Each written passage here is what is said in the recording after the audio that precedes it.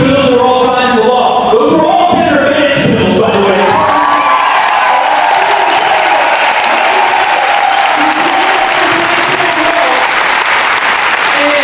And we're going to talk a lot today about what's happening in Washington. There's multiple times that we find ourselves in a perilous moment for our republic that we're living through. But I just have to say that when the chips were down last week, and we needed a voice, someone in the wilderness who would say, we're not going to put up with the dangerous games that Donald Trump and Elon Musk and Republicans are playing in Washington. We're not going to support the continuing resolution that would have cut a variety of programs. Our senior senator, Michael Bennet.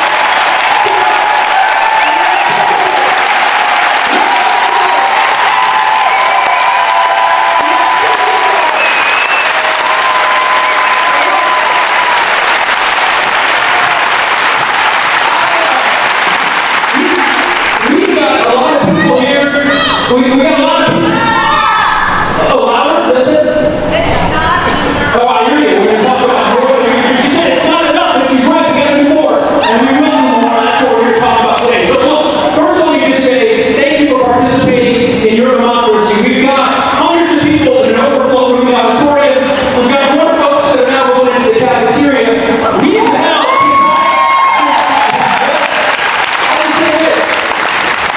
since I've had the privilege of representing this incredible congressional district for the last 6 years,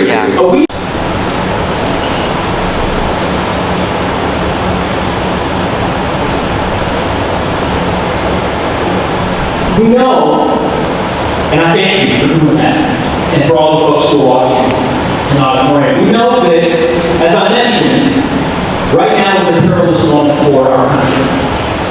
Now, many of you know, 4 years ago, I served as one of the impeachment managers in the second impeachment trial.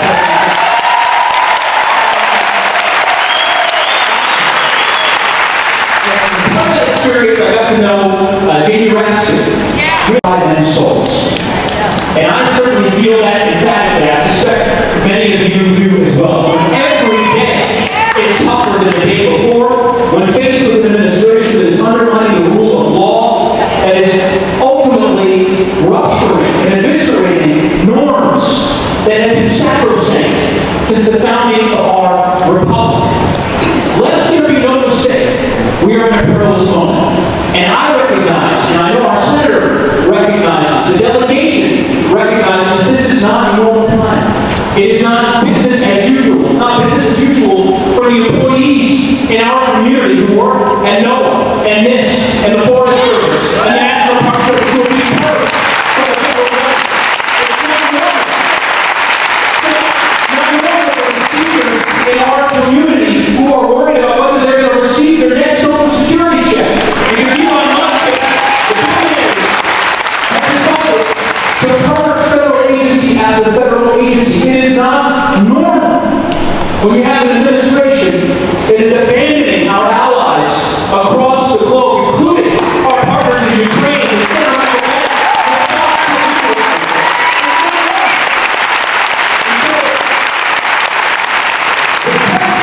The question that is asked of all of us, and includes members of Congress, is what do we do in this moment that we find ourselves in? And that's precisely what we're here to help answer. I'll close with this, and I'll turn to Michael Bennet, and then we're going to ask you those questions in. I will just simply say, the point behind President Trump flooding the zone the way he has done over the course of the last 8 weeks is very simple and straight. Events in Washington and beyond. Michael and I are here to tell you he is wrong. We have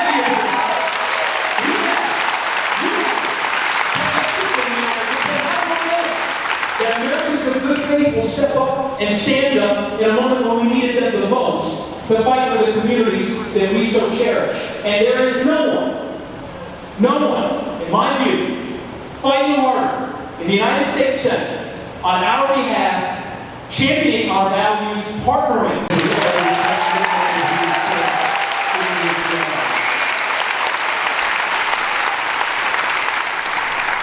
It probably doesn't surprise you to know that when Jill and I are flying back to D.C. or standing waiting to get on the plane and then waiting to get off the plane, that we actually have exactly the same conversations with each other that you are having with yourself. And a lot of the time we're asking ourselves, how in the world did we get here? Which I think is an important question for us to ask. And there are a lot of reasons why Donald Trump was elected president. There are a lot of reasons he was elected president twice. It's shocking to me that that happened in America. But one of the reasons is that for a long, long time, we've had an economy in this country that when it's grown has benefited only the people at the very top and benefited really nobody else. And neither party has done a good job of addressing that in Washington, D.C. Neither party has. It's one of those things that Trump black onto the Republican Party.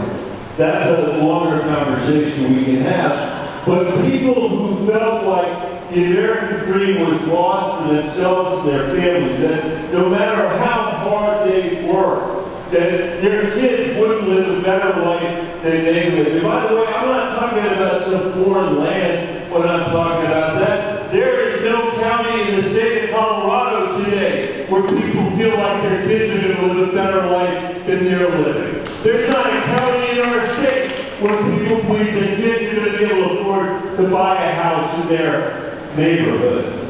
And that's the kind of struggle that the American people have had. And because they were frustrated and angry and upset with that state of circumstances, they hired somebody who was going to bring chaos to our government.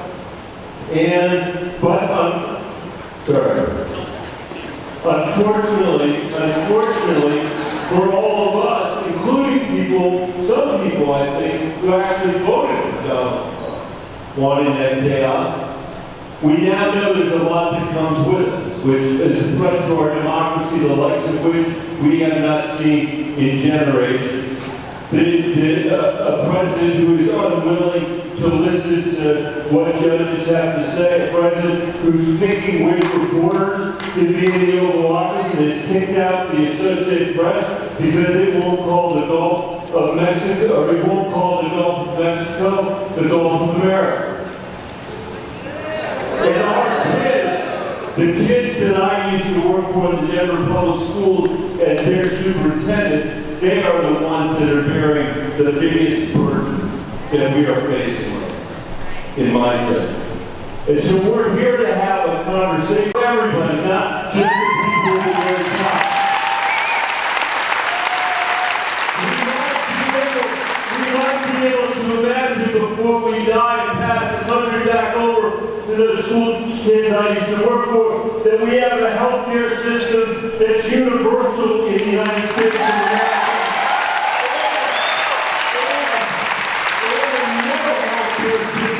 That our kids desperately need.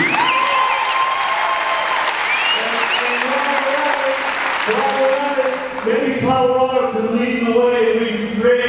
We can reinvent our education system. We can drive it out of the 17th century and turn it into the 21st century. So every kid in America has a chance to not live in It's within our power. I think if anybody listened to Joe Neguse, they would know how to about Joe Neguse's family, and he knows something about mine. We're both sons of immigrants. That we could create an immigration policy in the United States of America that's consistent with our history as a nation of immigrants and consistent with the rule of law.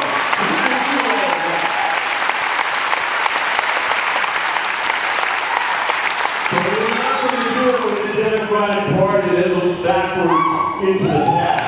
We have to look at the future when leadership is so important. And I'm going to just end by saying, for those of you who have been wondering about what we're going to do, sitting in this bleachers, sitting in that overflow room across the hall, this is the social movement that can change our country. This is the answer to what Donald Trump is doing. But it's not enough to convince Donald Trump We've got to build a better country, and we've got to find a way to reach out to our fellow Americans, including those who voted Donald Trump, so that we can create a majority in this country to build that future. Thanks for being here.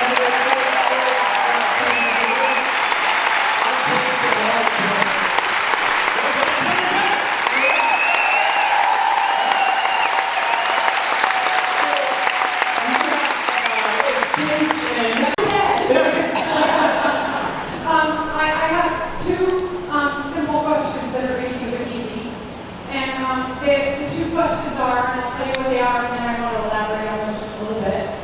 Where is our team, and what is our message? Because we have campaign in paragraphs. Or Democrats campaign in paragraphs, Republicans campaign in sound bites. And my long answers to these questions will probably be evidence of that. So I certainly agree with you. I think a message at the national level has been lacking, and it's not something that has yet been developed in a writ large. But what I would also say is this, and I suspect the Senator will agree, we'll ask him. I started this morning our first town hall. I left my house at 5 a.m. We had a town hall in Sutton County. And this district, as some of you may know, is a large district. It's larger than the United States on the eastern seaboard, which I remind my colleagues often in Congress about. Bigger than New Jersey and Rhode Island. It stretches all the way to Gypsum and Routt County, Jackson County. We have a lot of folks who have a different worldview than perhaps the one that you have and the one that I share with you and many of the folks here.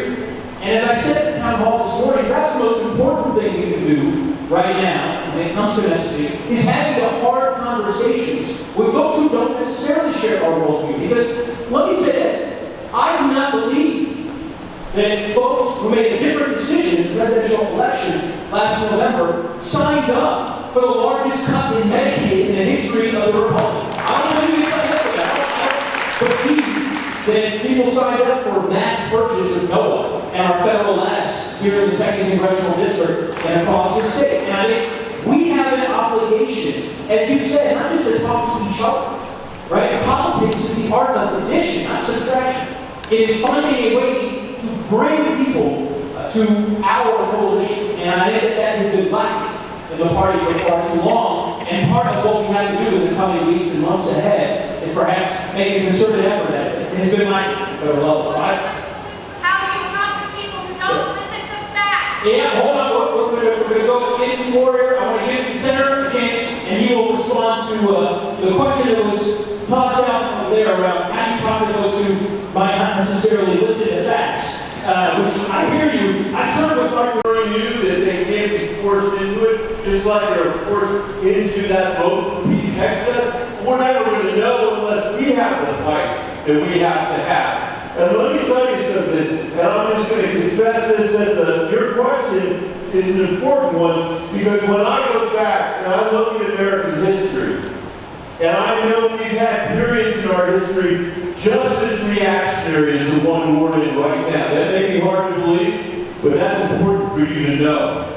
And every single one of those reactionary periods has been followed by a progressive period in American history. Every single one.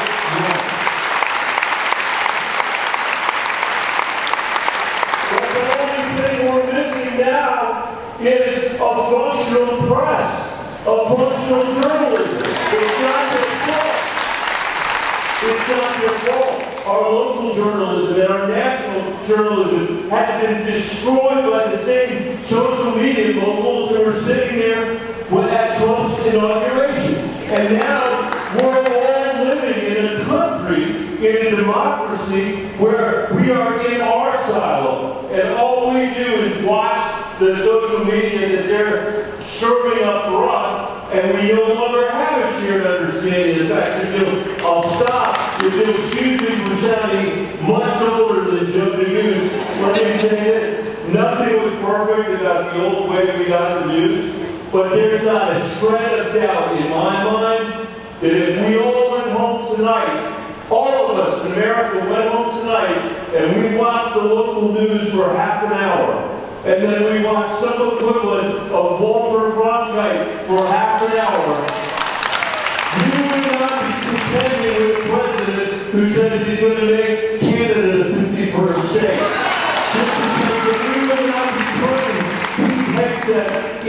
Secretary of the Defense. And that's a job for all of us, to figure out how in the world, in a democracy, where we no longer can rely on a shared understanding of fact, we create that through the kind of conversations we're having today in this gymnasium. That is the only antidote for now to the problem that you mentioned.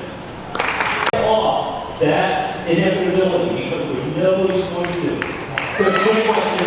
So, I'm going to fix the laptop here just so that they can hear you and know that I'm talking to you, sir. Thank you for your question. It is the question I get most often at the town halls. We've held 6 town halls in the last 8 weeks across our district. It's the question that I've gotten the most.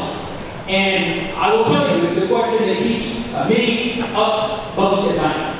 I suspect that's the case for some folks in this room. It certainly is the case for Representative Raskin and the other lawyers in the Congress who have been wrestling with it. So let me just take a step back and I'll answer squarely the hypothetical you posed and the circumstances that surround it.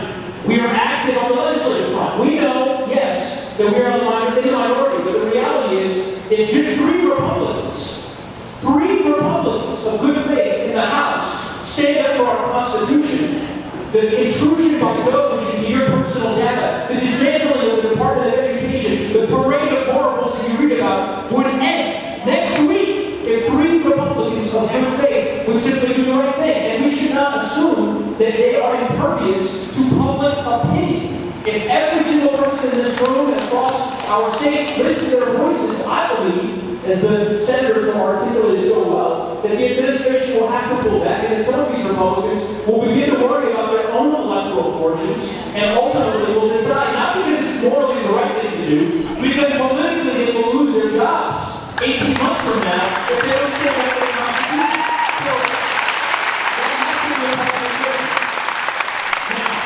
So, the core question that you posed, if, in fact, what you described were to occur, it would be unprecedented in the arc of American history.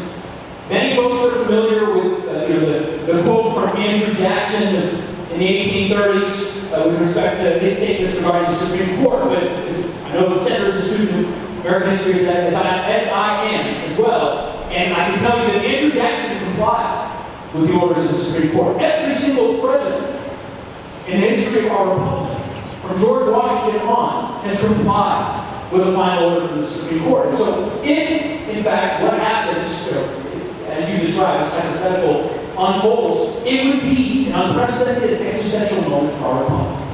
And obviously, a significant response would be warranted by the Congress and by our Article 3 courts. Now, I will say this. The courts are not without powers. Under existing federal law and inherently equitable powers that each court has to enforce court orders. That happens, as our mayor knows from his practice, as of course the senator knows, every day, 30 miles from here, in the federal district court in Denver, Colorado. Orders are enforced through criminal contempt, through civil contempt, through sanctions against parties and litigants and attorneys as members of the bar, a duty and candor that they have to the tribunal. The district courts and the circuit courts and the Supreme Court have authority under our Constitution to ensure that orders are complied with. And I can just simply tell you without telegraphing publicly that the nature of the conversations we're having right now, preparing for the moment that you described, that we will be ready in that moment to defend the Constitution. And I believe the Article 3 principle of our government will do the same.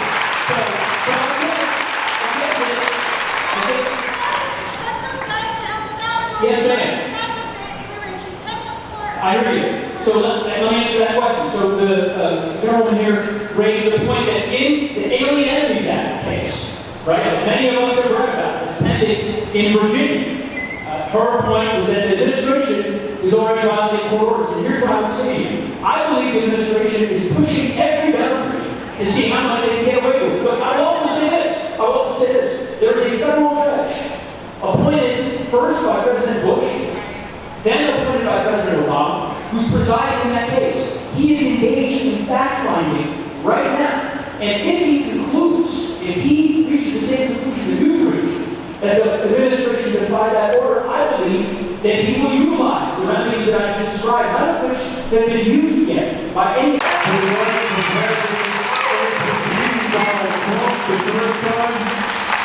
But we should never run for president the second time.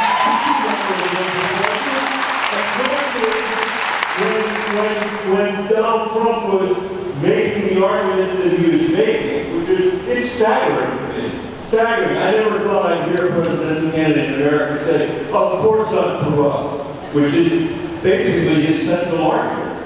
Of course I'm corrupt, but I'm not as corrupt as those two political parties. That's the argument he made. And he said about the Democratic Party, they're not even running somebody who can beat me. They're not even, they say this big, threat toward, I'm a threat toward democracy, and who knows whether my opponent will actually live through his second term. That's what he was saying out in America while we were listening to our cable channel. While we were listening to our social media networks. That's what he was saying. And so we have a strategic battle in front of us. We have a messaging battle in front of us. We are going to have to do the day-to-day, hand-to-hand combat that everybody in this room wants us to do. But that can't also be a replacement for having a Democratic Party that's actually engaged with working people across this country to build a better future. And that's why you're all, in addition to your worries about the president, that is why you're here on a Saturday afternoon. That's why, and if that's not the reason you're here, then you're not doing the right job for the kids that I used to work for in the Denver Public Schools. Most of whom are kids living in poverty in this country, and no matter how hard their parents work, can't get out of poverty. They need a Democratic Party that can deliver for them. That's what we have to do. And the last point, I'll stop, Joe. The last point on this is, we can't send a signal of fatalism to our own young people. We cannot do that. We cannot do that. And it is critical. This is not the worst moment in American history. It's a terrible moment, but it's not the worst moment in American history. Read 10 pages about Frederick Douglass and you'll realize that's true. Our kids need to understand that this country has overcome challenges as big as the challenge we're facing today. They need to know what that history looks like. And they need to understand that there is literally nothing about democracy that's self-executing. Nothing! And we're learning that right now, and we need to engage them in this fight. That's what we need to do.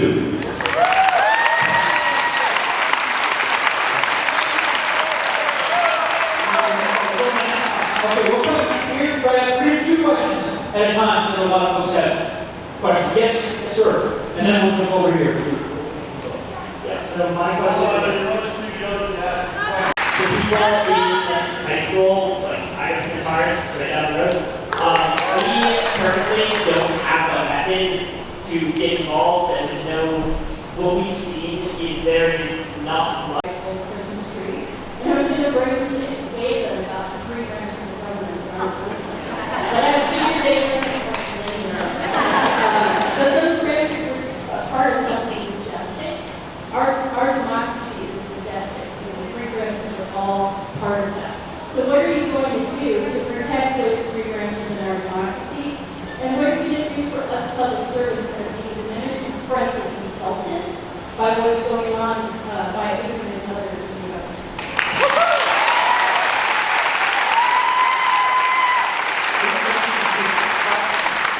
She met me once. I believe this is so you couldn't be more right. Here's what I would say. First, I hope that you'll stick around afterwards to visit with Senator and I, because we're in partnership and obviously in consultation with federal workers in our district in particular, which is obviously having a very pronounced impact by virtue of the federal presence in the second district, really across the state. And there are ways in which we can assist you personally as well as your colleagues. So we'll visit with you at the conclusion of the town hall. Your broader question about defending democracy, defending our republic, defending the 3 branches of government, defending the constitutional order, the separation of powers that is governed our republic for the better part of the last 2.5 centuries, is important what brings us here today. And the reality is, I think, as as Senator Bennet has articulated, there is no panacea.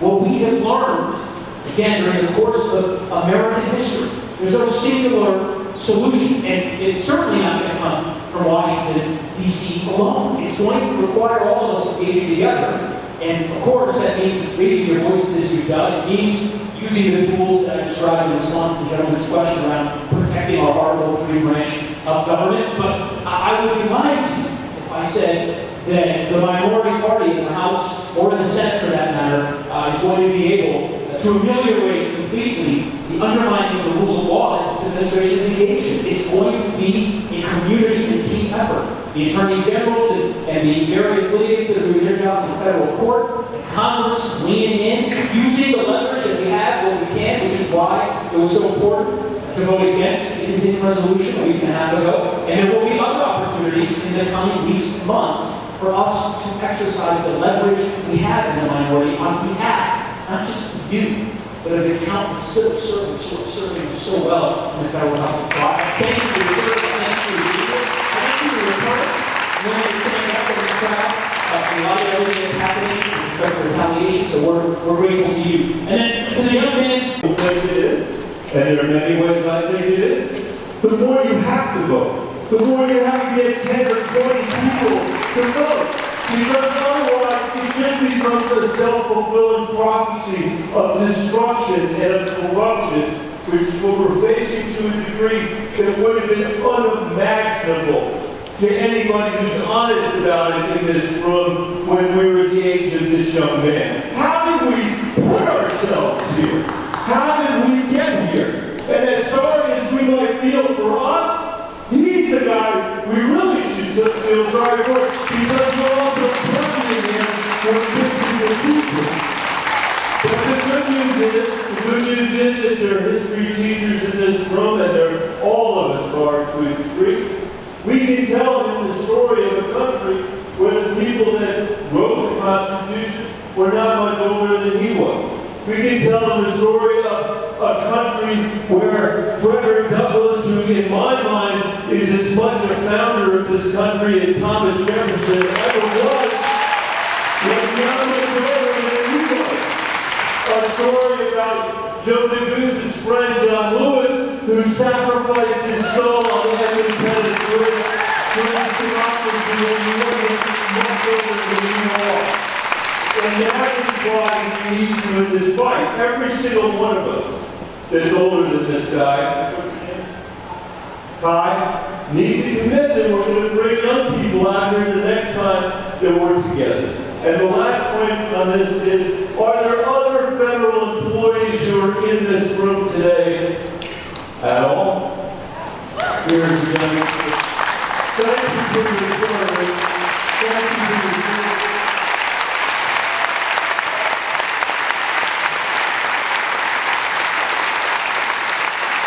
And I want to say to our friend, the water friend over here, I think we are actually winning this argument with Donald Trump because the American people are horrified by the way he's doing his role in it, and it is not lost on them that Elon Musk makes more in a second than your average teacher in America does in a year.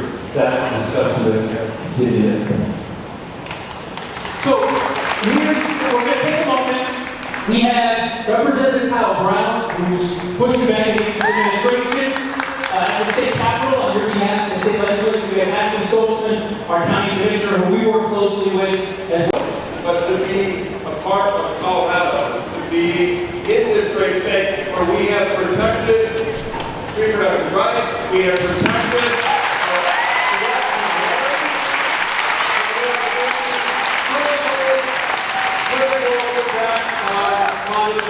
we are taking climate action, and we are making housing more affordable. That's what we need to do at the state level. While the federal government and our executive branch is committing illegal and unconstitutional acts, we here at the state level are working to protect you and your families.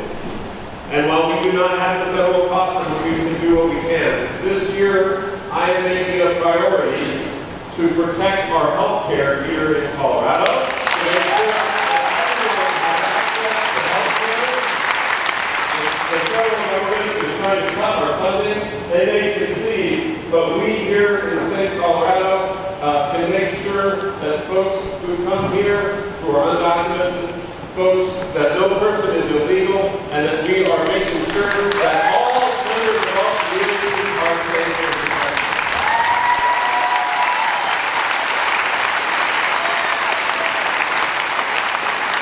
In Colorado, while the federal government tries to dismantle our Department of Education, we are investing in teachers. We are going to try, I am committed to making sure that our teachers are supported and our kids have what they need to be educated.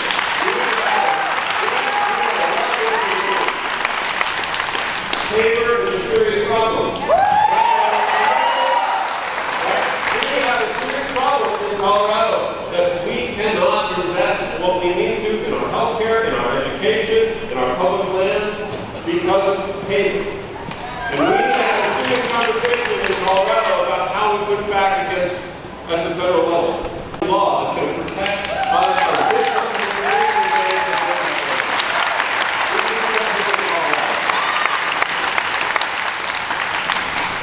With this, I'll just say my legislative portfolio. And I just want to know why you didn't stand in solidarity with Al Green, and then they marched him out. Everyone should have marched out with him. Show support and solidarity. I appreciate your point of view.